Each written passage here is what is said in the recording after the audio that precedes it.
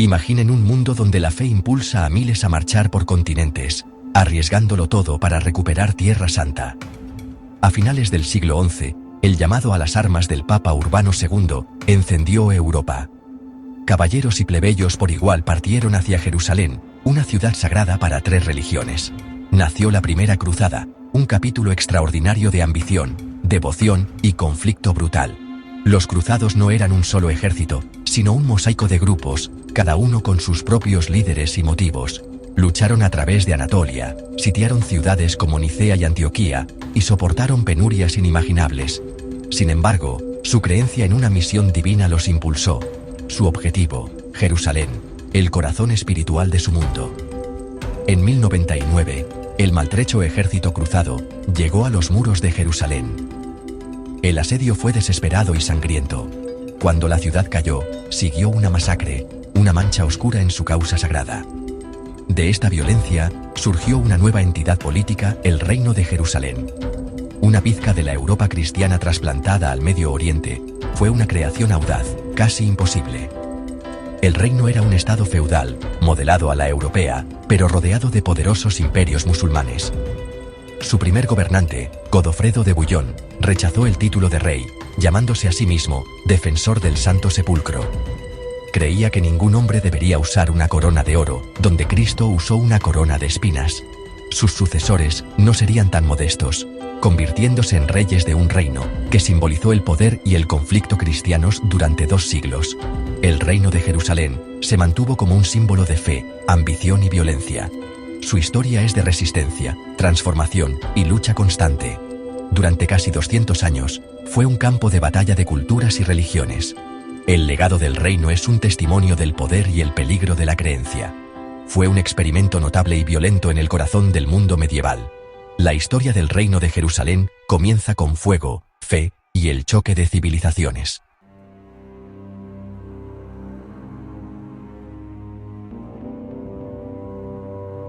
El reino de Jerusalén era un puesto de avanzada cristiano rodeado de poderosos estados musulmanes. Su supervivencia dependía de la fuerza militar y el apoyo de Europa. El reino se extendía a lo largo de la costa levantina, incluyendo ciudades como Acre, Tiro y Jerusalén, lo que lo hacía vulnerable por todos lados. Al este y al sur, formidables potencias musulmanas amenazaban su existencia. El reino estaba en un constante estado de guerra, luchando por defender sus fronteras. Dentro, un complejo tapiz de culturas y fes coexistía con dificultad. Una élite católica francófona gobernaba sobre una población diversa, cristianos locales, musulmanes y judíos. Estos grupos podían practicar sus religiones, pero seguían siendo ciudadanos de segunda clase bajo el dominio franco. La diversidad del reino creó tanto un crisol cultural como tensiones subyacentes. La escasez crónica de mano de obra asolaba el reino. Nunca había suficientes caballeros para defender sus largas fronteras. Las órdenes militares como los caballeros templarios y hospitalarios se volvieron esenciales, mientras que la diplomacia con los vecinos musulmanes era una necesidad constante. La política de supervivencia obligó a los líderes del reino a ser pragmáticos e ingeniosos. La historia del reino de Jerusalén es una de resiliencia frente a probabilidades abrumadoras. Sus ciudades bullían de vida, su gente se adaptaba y sus gobernantes luchaban por perdurar. Triunfos y desastres moldearon su historia, pero el sueño de una tierra santa cristiana persistió. La trágica caída final del reino marcó el fin de la era de las cruzadas. Sin embargo, su legado aún resuena a través de la historia.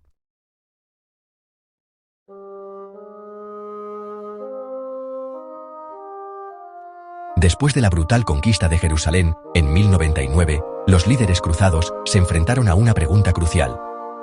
¿Quién gobernaría? Raymond de Toulouse rechazó la corona. La oferta pasó a Godofredo de Bouillon. Godofredo aceptó, pero se negó a ser llamado rey, eligiendo el título de defensor del Santo Sepulcro. Juró nunca usar una corona de oro donde Cristo usó espinas, estableciendo un tono de liderazgo piadoso. El papel de Godofredo era defender y administrar la ciudad santa, una tierra que pertenecía a Dios y a la Iglesia. Su reinado fue breve y estuvo plagado de crisis. Apenas semanas después de la captura de Jerusalén, Godofredo llevó a los cruzados a la victoria en Ascalón, asegurando el flanco sur del reino. Esta victoria demostró la resolución de los cruzados de quedarse. Godofredo murió en 1100, dejando un vacío de poder y una cuestión crítica de sucesión. ¿Seguiría siendo el reino una cuasi teocracia o se convertiría en una monarquía hereditaria? El destino del proyecto cruzado pendía de un hilo. El siguiente gobernante determinaría si el reino de Jerusalén sobreviviría como un puesto de avanzada frágil o se convertiría en un estado duradero. El experimento en Tierra Santa apenas comenzaba. La corona, de espinas u oro, daría forma a su destino.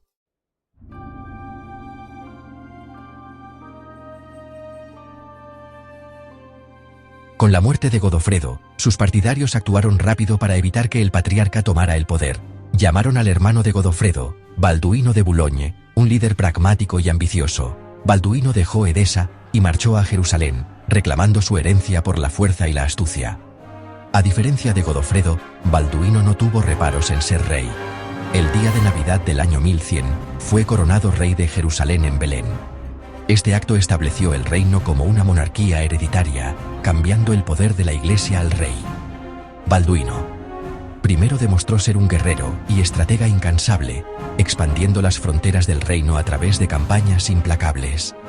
Con la ayuda de las ciudades-estado italianas, capturó puertos vitales, asegurando enlaces marítimos con Europa. Balduino animó a los cristianos orientales y a los colonos europeos a repoblar Jerusalén, construyendo una sociedad latina permanente. Para su muerte en el año 1118, Balduino había transformado un punto de apoyo precario en un reino formidable. Él sentó las bases para un estado que perduraría por generaciones. El reino de Jerusalén era ahora una verdadera monarquía. Su supervivencia dependía de un liderazgo fuerte y decisivo. La era de los reyes cruzados había comenzado.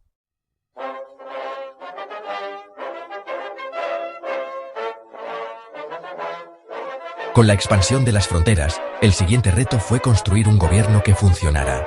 Los gobernantes importaron el feudalismo europeo, dividiendo el reino en feudos para sus nobles. Esto creó una aristocracia poderosa, pero también rivalidades internas. El sistema legal, las asambleas de Jerusalén, era un código sofisticado para una sociedad diversa. Diferentes tribunales manejaban casos para nobles, francos y poblaciones locales, reflejando la complejidad del reino. La fuerza militar era vital. La leva feudal nunca fue suficiente. El reino dependía de los caballeros templarios y hospitalarios, monjes guerreros que se convirtieron en su ejército de élite. Estas órdenes guarnecían castillos y luchaban en batallas clave, esenciales para la defensa del reino. Balduino II, el sucesor de Balduino I, fortaleció el poder real y formalizó los lazos con las órdenes militares. Bajo su reinado, el reino alcanzó su mayor extensión territorial. A través de la guerra, la diplomacia y la construcción del Estado, los primeros reyes forjaron un reino cristiano estable, aunque amenazado. El experimento se había convertido en una realidad, un reino construido sobre la fe, la ley y la espada. El reino de Jerusalén era ahora una fuerza formidable en el Levante. Su supervivencia dependía de la unidad, la fuerza y la vigilancia constante. Las bases estaban sentadas para los desafíos venideros.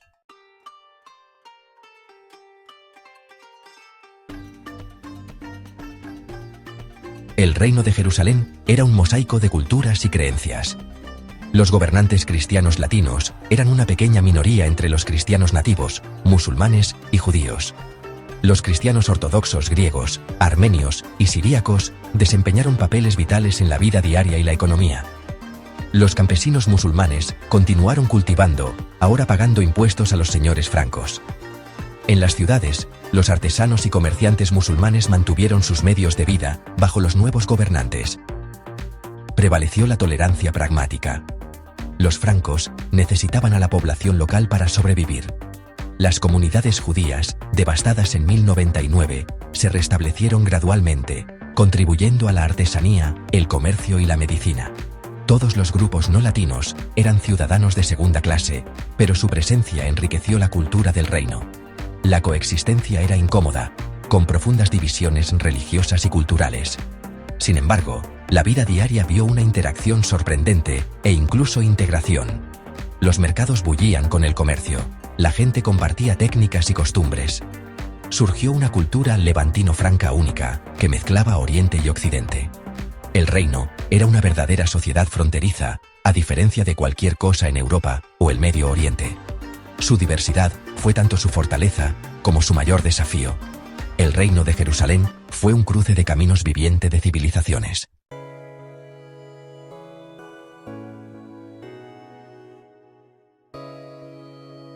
En la cima de esta compleja sociedad estaba la élite franca. Esta clase gobernante estaba compuesta por el rey, la alta nobleza y los caballeros que se habían establecido en Tierra Santa. Eran principalmente de origen francés, y el idioma francés dominaba la corte y el gobierno. Estos eran los descendientes de los primeros cruzados o recién llegados que habían viajado al este en busca de tierras, fortuna o salvación. Se veían a sí mismos como los guardianes del reino, una aristocracia guerrera cuyo deber principal era defender los sitios más sagrados de la cristiandad por la fuerza de las armas. Toda su cultura estaba organizada en torno a la guerra, las obligaciones feudales y un poderoso sentido de propósito religioso que definía su identidad. La vida de un noble franco estaba a un mundo de distancia de la de los campesinos locales.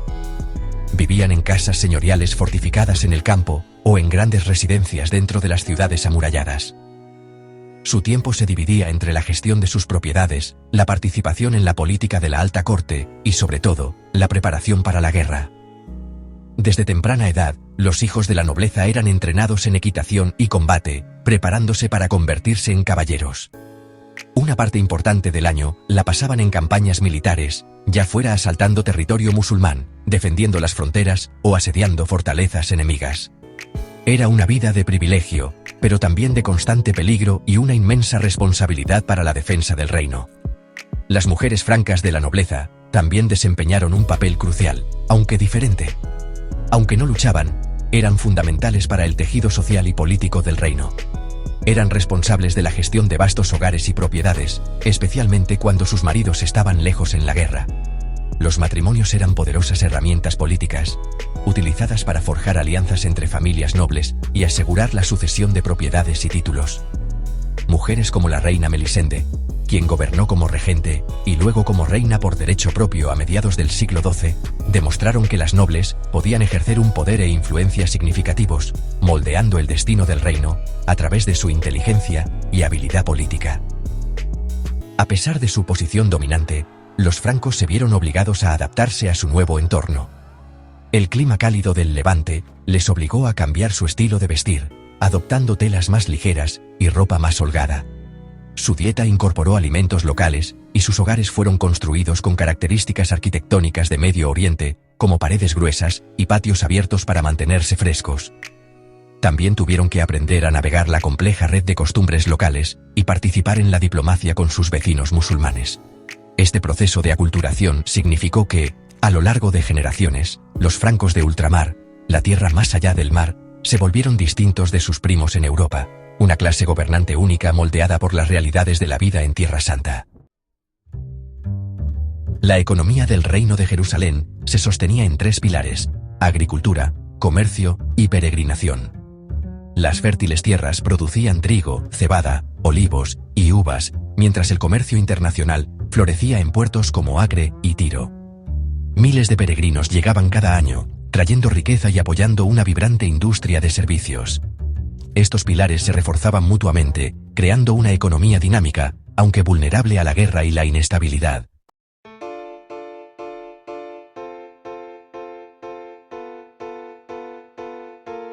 El reino de Jerusalén estaba dominado por la piedra, castillos formidables, iglesias magníficas y ciudades amuralladas. Los cruzados construyeron fortalezas como el Crac de los Caballeros y renovaron iglesias como el Santo Sepulcro. Las ciudades, como Jerusalén y Acre, eran centros vibrantes de poder, comercio y fe. Diversas comunidades convivían tras altos muros, forjando una sociedad única. Castillos, iglesias y ciudades, el legado duradero de los francos en Tierra Santa. Durante décadas, el reino de Jerusalén prosperó gracias a la desunión musulmana. Pero en el norte, Zengi emergió como un líder implacable, uniendo Siria y Mesopotamia, y lanzando una yihad contra los cruzados. En 1144, capturó Edesa, sacudiendo a Europa y Oriente. Tras su asesinato, su hijo Nur al-Din consolidó el poder, capturó Damasco y rodeó Jerusalén, cambiando el destino de los cruzados para siempre.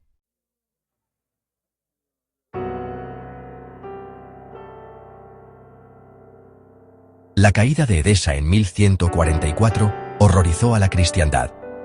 El Papa Eugenio III llamó a una nueva cruzada, y los reyes Luis VII de Francia y Conrado III de Alemania respondieron.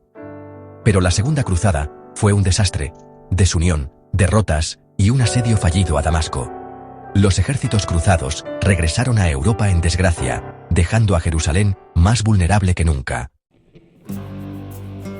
Tras el fracaso de la Segunda Cruzada, el Levante vivió un tenso estancamiento. Surgió Saladino, unificando Egipto y Siria, rodeando a los cruzados. La inestabilidad en Jerusalén llevó a una provocación fatal, el ataque a una caravana musulmana. Saladino reunió un gran ejército y, en Hattin, aniquiló a los cruzados. El rey Guido fue capturado, Reinaldo ejecutado. El camino a Jerusalén quedó abierto.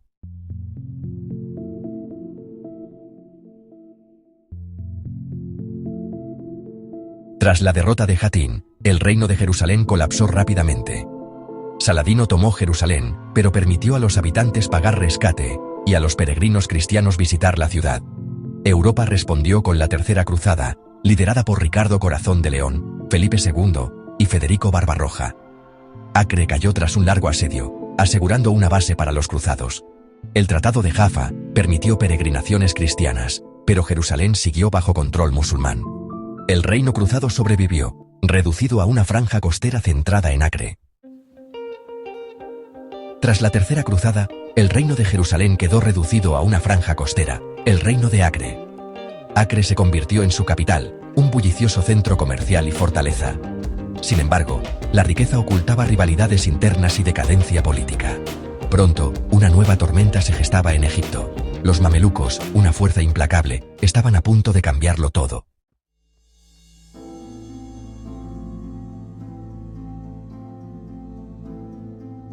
En el siglo XIII, los mamelucos tomaron el poder en Egipto, y bajo el sultán Baybars, se convirtieron en una fuerza imparable. Baybars, brillante y brutal, juró erradicar los estados cruzados del Levante. Tras derrotar a los mongoles en Ain Jalut, dirigió campañas implacables contra los cruzados. Con poderosas máquinas de asedio, conquistó ciudades y destruyó fortalezas. Acre, último bastión cristiano, quedó aislado, esperando el golpe final mameluco.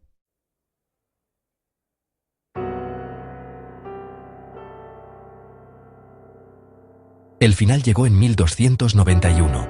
Una frágil tregua entre los francos y el sultán mameluco Calagún se rompió por un disturbio en Acre, durante el cual algunos cruzados italianos recién llegados mataron a varios comerciantes musulmanes.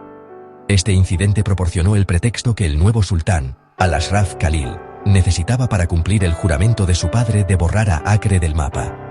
Reunió un ejército verdaderamente colosal de todo su imperio, que sumaba más de 100.000 hombres. También reunió un enorme tren de asedio, que incluía catapultas y mangoneles masivos. En abril de 1291, esta inmensa fuerza apareció ante las murallas de Acre, una ciudad que representaba el último bastión del sueño cruzado en Tierra Santa. Acre era una de las ciudades más fortificadas del mundo, protegida por una doble línea de enormes muros y torres. Sus defensores, aunque superados en número, estaban decididos a luchar hasta el final. La ciudad estaba llena de refugiados aterrorizados y soldados de todos los territorios francos restantes. Los caballeros templarios, los caballeros hospitalarios y los caballeros teutónicos lideraron la defensa, luchando con la valentía desesperada de hombres sin ningún lugar a donde retirarse.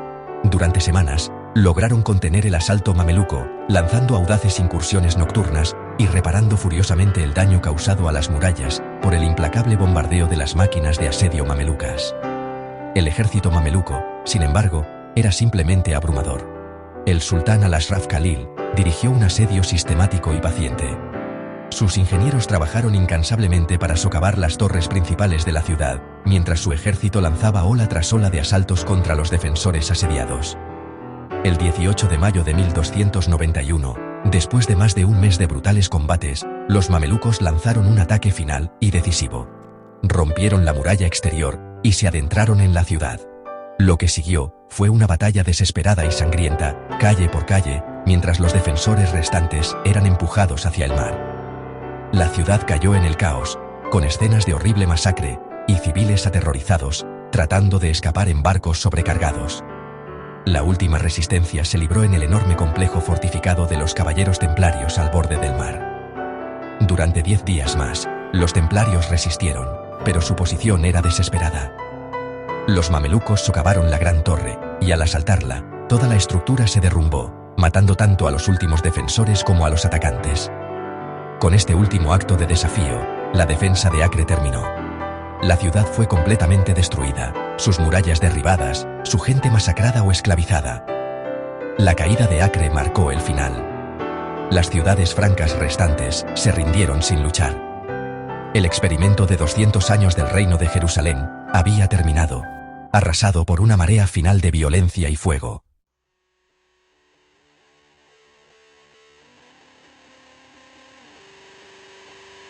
La caída de Acre en 1291 marcó el fin del reino de Jerusalén, un experimento de 2 siglos donde Oriente y Occidente se encontraron en conflicto y creatividad.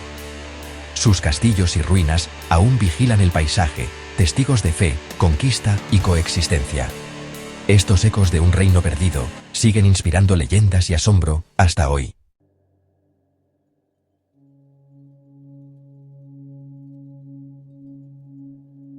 El legado del reino de Jerusalén es complejo y duradero, proyectando una sombra sobre la historia de Oriente y Occidente. Sus historias y leyendas moldearon la cultura europea y la memoria musulmana, inspirando tanto admiración como resentimiento. Más allá del conflicto, el reino impulsó rutas comerciales y el intercambio de ideas entre civilizaciones. Su historia es un espejo de la humanidad, fe, ambición, violencia y conexión, cuyas huellas aún perduran hoy.